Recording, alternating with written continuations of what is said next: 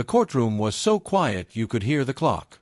A teenage boy stood with his hands cuffed, his eyes fixed on the floor, like looking up might break him.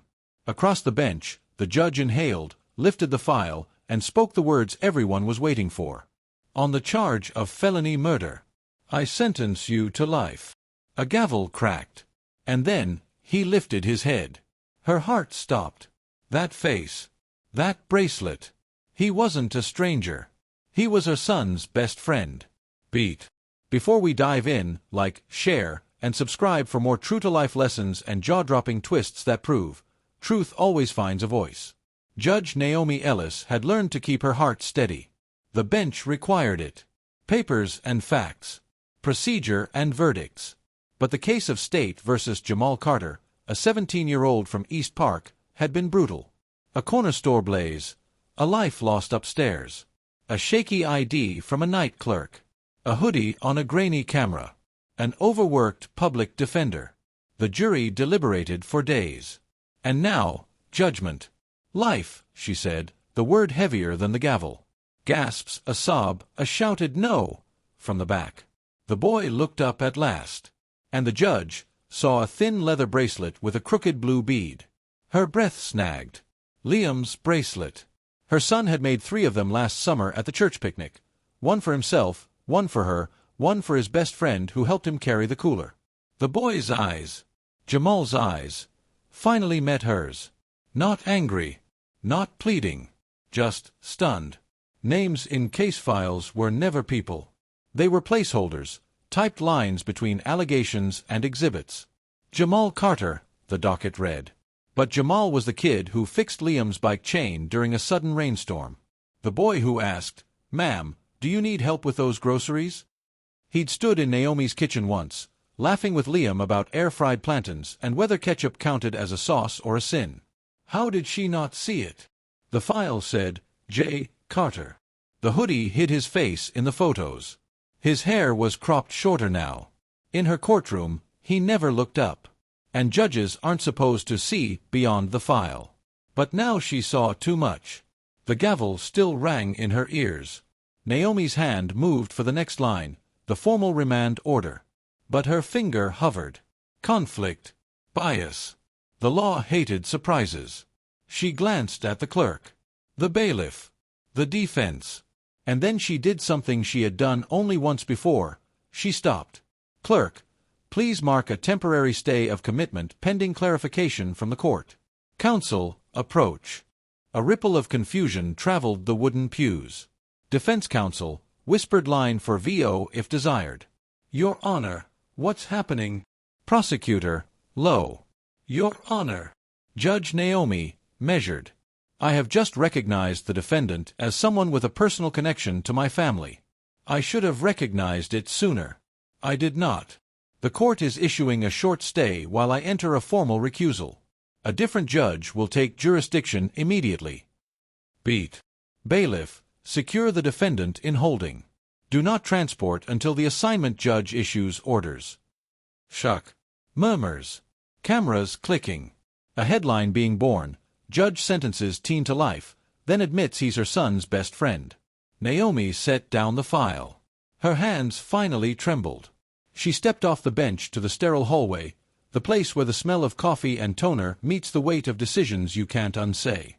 She called her son. Liam's voice came worried, too bright. Mom. How'd it go? Are you okay? She swallowed. Liam. Jamal Carter. Do you know him by any other name? Silence. A shaky breath. JC. That's his gamer tag. Mom, he's one of my best friends. The floor felt less steady. The case, it was Jamal, she said quietly. I didn't see it. I only realized today. Liam, but Jamal didn't do it. Beat. 3 words Naomi heard every week from someone. She hated how automatic they sounded. But this time they fell like flint on dry brush. Liam, Mom, the night of the fire. Jamal was on a call with me. We were gaming.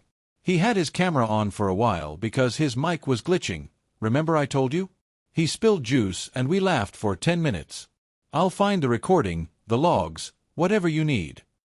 Naomi felt something between relief and fear. The case had a verdict.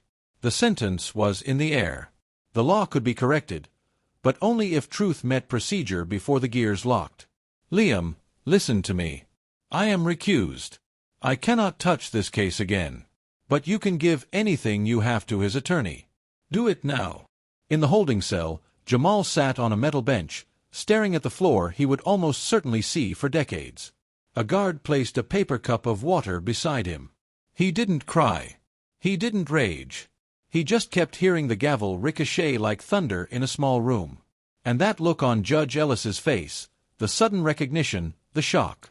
He remembered Liam's kitchen. The plantains. The bead bracelet.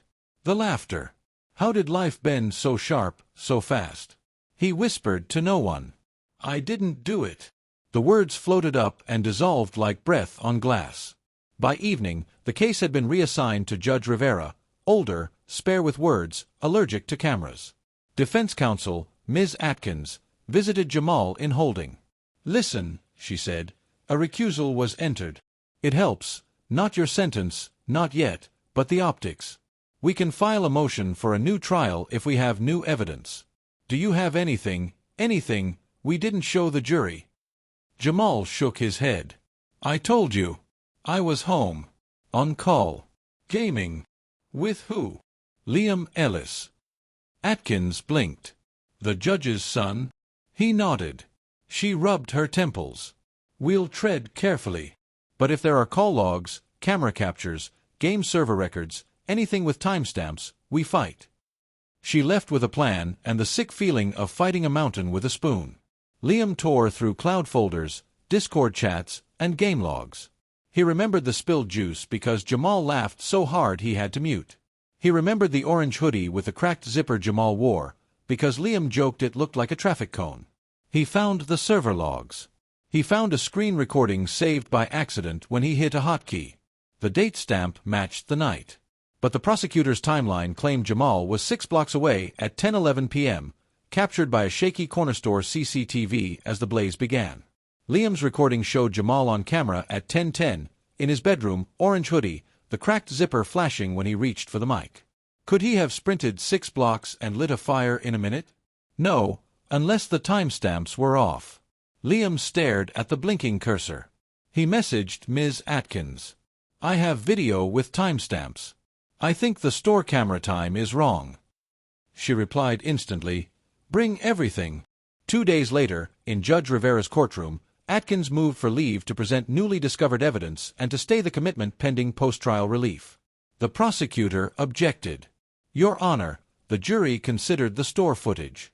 The timestamp reads 10:11 p.m. The fire investigators placed ignition around 10:14. The defendant had motive. We are not retrying today, Rivera cut in. We're deciding whether there's enough to pause the machine. Atkins cued a split screen, Jamal's bedroom recording and the store's CCTV. She spoke without theatrics. 2 moving clocks. 1 truth. On the left, Jamal reached for his mic and knocked his cup at 10 hours 10 minutes and 28 seconds. Jamal's future balanced on 2 clocks. The verdict seemed clear, until Judge Rivera reacted in a way that shocked the court. Subscribe to see the truth.